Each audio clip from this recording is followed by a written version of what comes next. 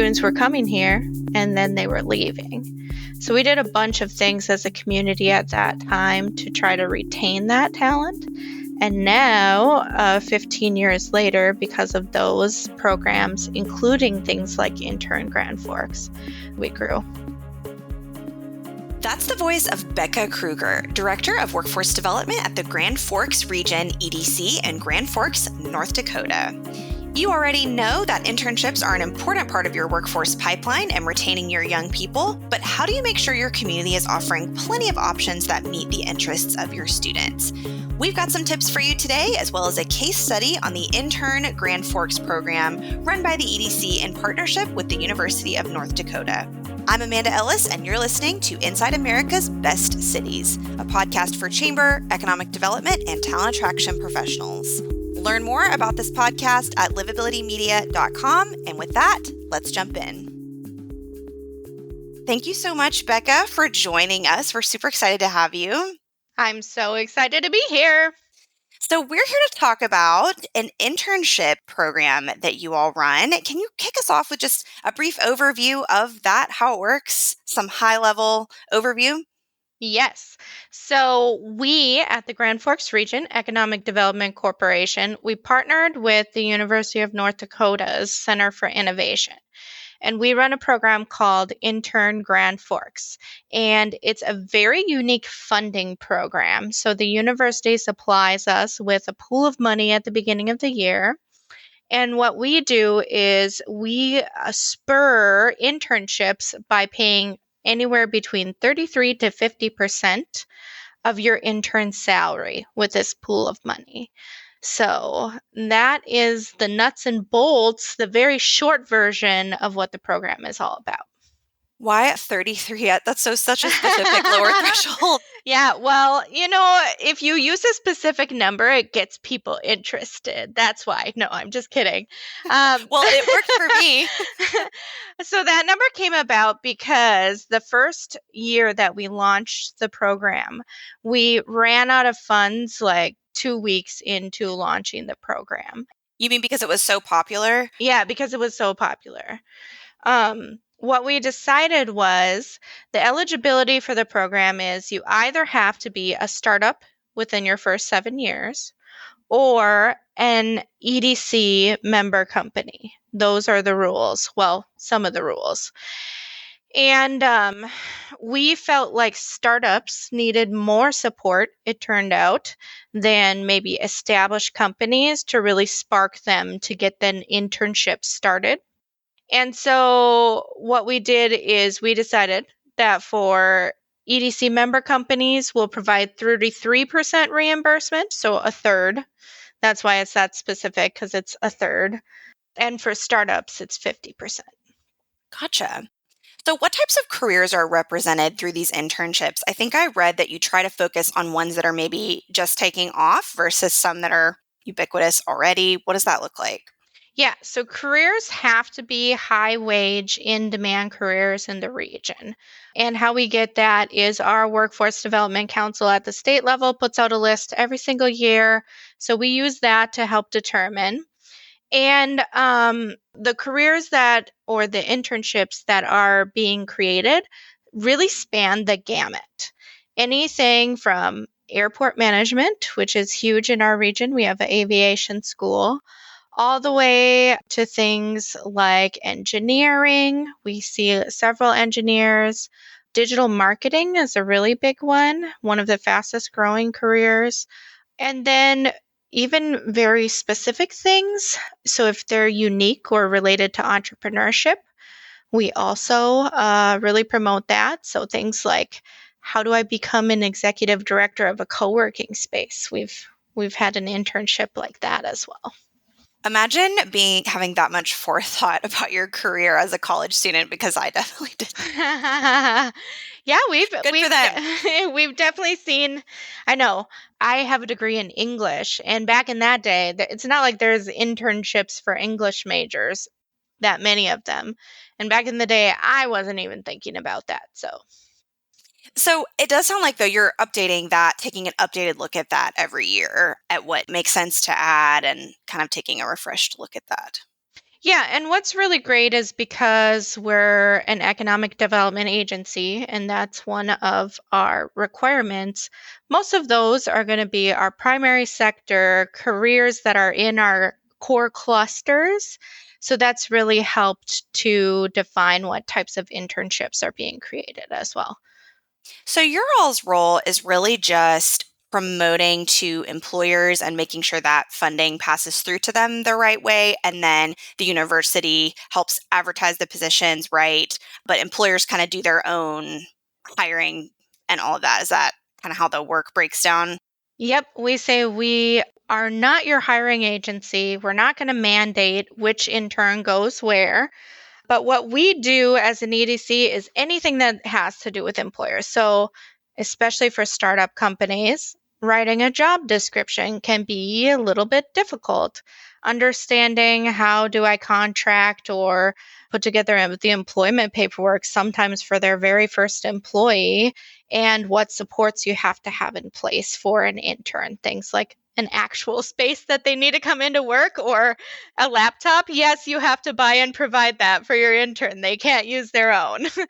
So anything like that, the EDC does. And then we also promote the program to our 150 members. And then on the university side, they really handle students and the student's journey. So, what does it look like for students who are searching for internships? They meet with interns on a weekly basis to do a check in. Sometimes it's just a form, so it's not an actual meeting, and sometimes it's an actual face to face that they're doing with those students because they're wanting to make sure that students are really thinking about, am I getting the internship experience that I want? And if not, how do I ask for that? And also, how can I bring innovation skills to an internship? Because we are partnered with the university's Center for Innovation. Gotcha.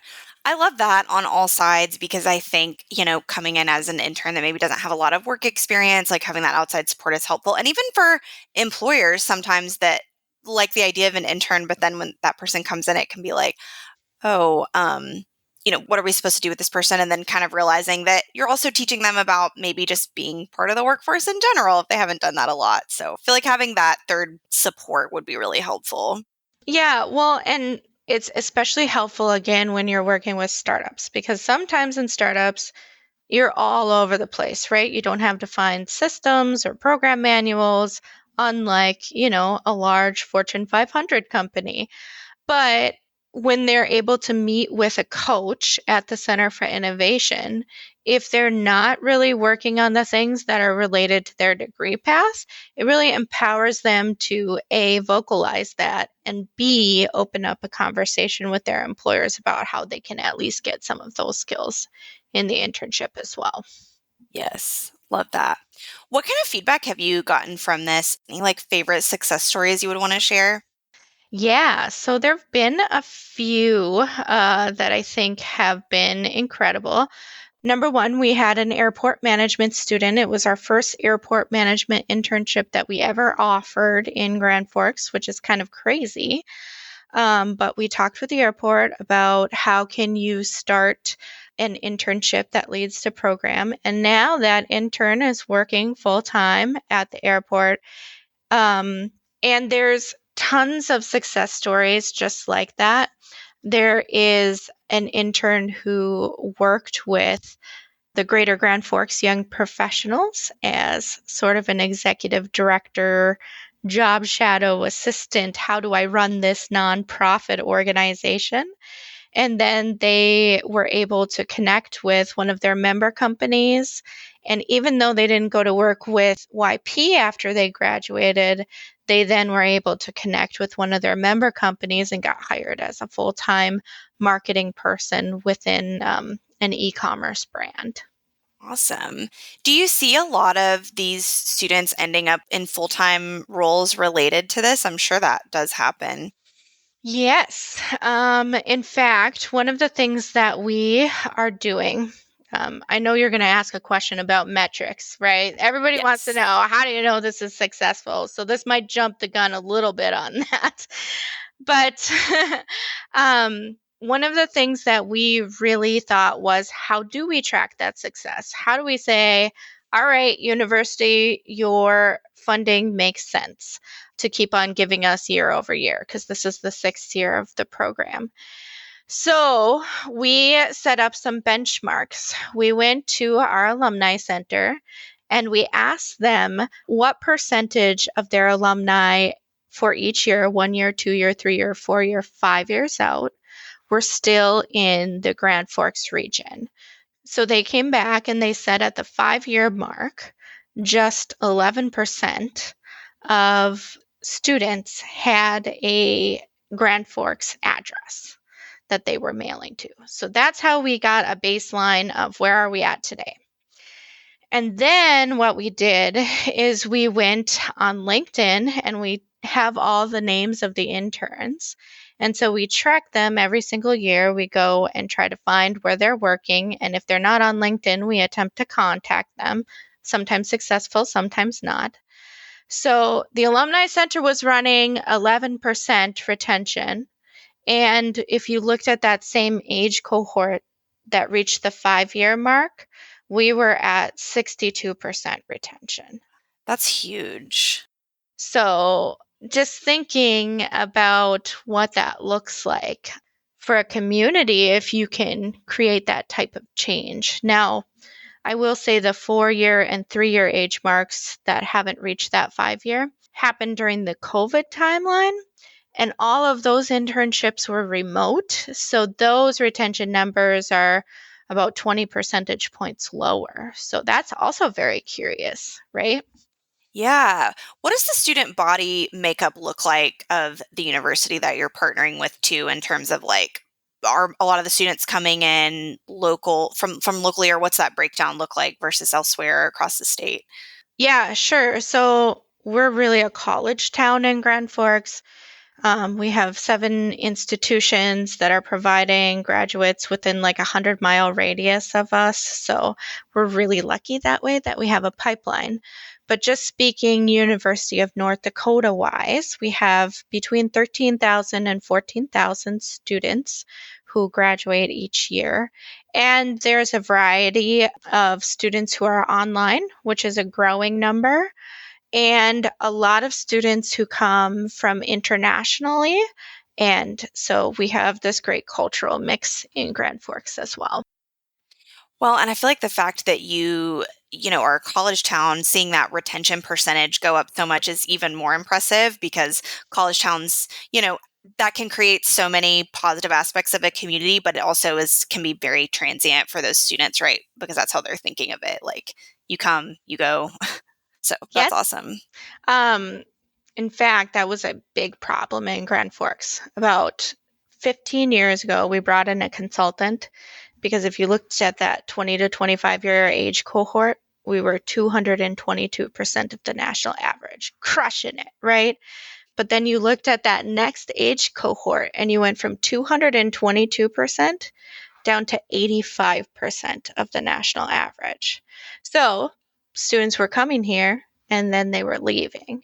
So we did a bunch of things as a community at that time to try to retain that talent. And now, 15 years later, because of those programs, including things like Intern Grand Forks, we are at 107% of the national average. So we grew. Well, and when you think about it, it's cool seeing communities do more with this sort of thing, because if you think even about your own career path, those like early connections that you're making career-wise and those early experiences can really shape, what you continue to do, especially when you think about how so much of what we do does come from the people that you've met and your different work experiences and all of that. And so just, being a little more intentional about that can really have staying power for people. Yeah. In fact, I'll tell you one other of my favorite success stories. So there was an intern, and he went to work at a research group called Praxis Africa. They are an economic development national group right here in Grand Forks. And so while he was interning there, they officed out of our co working space. And through his internship, this intern got connected with our unmanned and autonomous systems sector. A lot of them start at the co working space or at our Hive Tech Accelerator. He decided that he saw a big gap in esports gaming across our state. So, from his internship, he got connected to the co working space. He decided to launch his own company in esports gaming. And now he employs interns through Intern Grand Forks. And I'm pretty sure at least 70% of those interns have been hired by his company full time. So, That's pretty cool. yeah. Do you do any other like wraparound type community programming with the interns? I know that's something I've seen some communities dabbling in where they're not even necessarily orchestrating the internships all the time, but having like networking events where they can meet other people in the community, meet each other, sort of indirectly learn about the benefits of staying and, living their lives, having their careers in that place. Yeah, so that's a funny question. We just launched something this year. So we've been doing Intern Grand Forks for 6 years. And this summer, our state offered revolutionary talent retention funding. So we applied for it and we launched a summer cohort series built off of, or I should say, it's modeled after things like the Flintern program in Flint, Michigan. Shout out to Bree. You're awesome. Thanks for helping me get ours launched. Uh, and so what we said was, okay, this is all great. They're going to Grand Forks companies. We know that's helping them choose Grand Forks more to stay afterwards. But how are we making their experience a good one while they're in Grand Forks? We also at our office run a talent attraction campaign called Greater Grand Forks Way Cooler Than You Think. And the number one things we hear from college students whenever we do focus groups is there's nothing to do in Grand Forks, which is the furthest thing from the truth. I'd love to give them my calendar. But when students come, campus is a mini community. They're not getting out and seeing the Greenway, a 21-mile path. They're not seeing, sometimes they're seeing festivals, but most of the times they go off campus, oftentimes to go downtown and meet their friends, but aside from that, not so much. So we launched this internship cohort that ran for 12 weeks over the summer, and we focused on each day had a theme. So the first day was an intro, 101. What do you need to know about Grand Forks? The second day was about volunteering and getting connected with boards of directors, and we brought in our young professionals. And they actually got to go out to different organizations and volunteer there.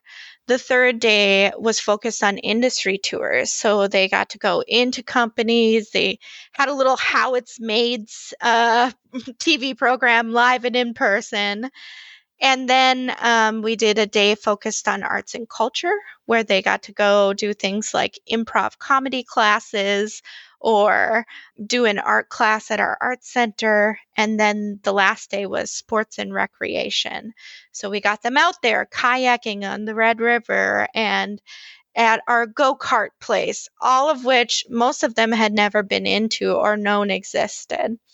And the perception shifts that happened from that are crazy. I just created the presentation and we asked things pre and post in a survey, the perception based questions like, I feel that Grand Forks could be my home. Every single question we asked that was a perception rated significantly higher after the program. And it was really cool to see the impact of how you get college students involved and engaged. I love it. And when you think about your time as a student, like you said, a lot of your time is spent on campus studying. If you are involved in stuff, it tends to be school related. And you also don't always have a lot of extra money to just be out, doing things in the way that you would a little bit more once you move into, working full time. So I love that, just giving that opportunity to be exposed to those things. 100%. And on that note, too, if you are a community that does have a college campus and you're running a program like that, I would encourage you to think about international students. So we opened up that program not just to interns, but to graduate teaching assistants and to those with a campus work experience. Because oftentimes, as an international student, you're precluded from working at an internship, except for a very limited number of hours. So if you don't think about how you can include GTAs and campus work experience, you're really discluding the whole section of international students that you might have living on your campus. Yeah, that's good advice. I wouldn't have thought of that because, yeah, there would be some work restrictions still, I would think. Mm-hmm. Yep. Hmm. While we're in this vein here, any other advice for communities that might want to replicate something like this and encourage more internships, especially if they can't necessarily help fund them in the same way that you all have been able to do? Yes. So my job before what I'm doing now, I've been at the EDC for about 7 years here, but I was the assistant director of a campus career center in our College of Business. So I would have students who would walk into my door and they would say, I want an internship in XYZ. And I would say, great, I'm going to send you to Fargo or to Minneapolis because that does not exist here. And I think as a workforce developer, getting out and meeting with HR professionals on a one on one basis is so paramount. If you're an EDC that does not have a dedicated workforce developer, you should really consider, and I know we have communities of all sizes, sometimes it's not feasible, but really consider that because if you have someone focused on getting in front of HR managers, let me tell you why that's important. You think that HR managers are so connected to workforce ecosystems, and they are not. HR managers, bless them, they are the most overworked professionals in the entire workforce. I swear to goodness. They're really trying to get butts in seats and figure out how to fill their roles, especially if they're working for large firms. So that leaves them a very little amount of time to go exploring and spelunking in your workforce ecosystem. So if you as a developer can help them understand where are your career centers, these are the people behind the faces. Ask them questions. Here's how you can access resources there. Here's your schools. Have you thought about creating something in your career and technical education programming? And really having someone who can be the hub in the spoke and get people connected, the value of that is really, really important. I feel like there's also so many things that could come out of those relationships, even if you think about like not necessarily just students, but a lot of times those HR people are interacting with people outside your community and maybe in a position to, be selling that to people and making sure they have the right talking points for that. And that's something at Livability we talk about a lot since we produce content that does that, that tells about these places, sells them, being able to make sure that they have all of that at their fingertips. I was actually hired for that reason because 7 years ago we had Northrop Grumman, a global defense giant who wanted to establish in Grand Forks. And they came to our community leaders and they said, hey, we want to set up shop here, but let me tell you what we're finding out about Grand Forks. We can sell Northrop Grumman and our jobs and our culture, but when people are Googling you, you know what pictures and images they're getting? Fires, floods, freezing. Like that's the biggest thing. Because we had a major flood back in 1997, national news, 85% of our town was under water. And if anybody outside our community at that point was Googling us, those are the images they're getting. And let's be honest, who wants to move to a place where you could possibly be underwater or your house Yeah. could be destroyed? But you wouldn't know that we've built an entire dike system around our whole city, and a flood like that will never affect our city again.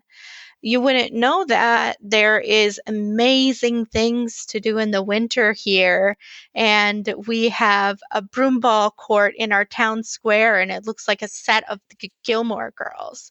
So, really thinking about what your community message is and what your online presence is saying about you. And whether you're a rural community or a metro community, there are ways that you can really have that digital presence. Yes. Anything else you would like to add that we haven't covered that you feel like is important with our little case study here?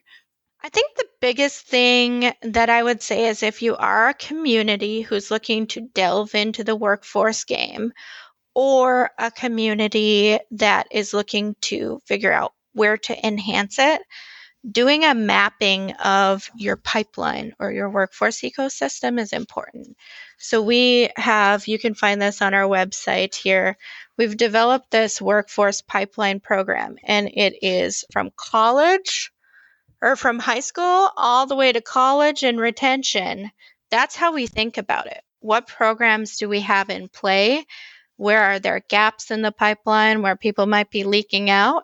And how can you then implement a new program to plug it? So it's a really good visual. I love it. So, in terms of funding, is that actually provided by the university? Yes. So the University of North Dakota provides $40,000 a year, and we use that and administer the program. Got it. Awesome. And just a couple other logistics. We have 3 different application cycles, one for a fall semester, one for a spring semester, and one for summer semester. We found that that's more beneficial than having one at the beginning of the year, because people would apply and then they would be like, now I can't hire a summer intern. And then all that money was still tied up with them. Makes sense. Well, we always wrap up with a fun question, and that is, if someone were to visit Grand Forks for the first time, what would be one bucket list item that you would tell them they have to do? You have to go to the Ralph Engelstad Arena for a hockey game. It's like the Taj Mahal of hockey. Actually, I think it's been dubbed that. It's You didn't make that up. No. I don't even like sports, but hockey games are amazing. There's thousands of people, and it's incredible. Awesome. Well, thank you so much, Becca. Clearly, lots of expertise that you have. So, really appreciate you sharing a little bit of that with us. Yes, thank you so much. I've had such a wonderful time. Thanks for having me, Amanda. I actually really appreciate it. And I have now broken my podcast bubble, and I'm happy that you were the first. Yes, the debut.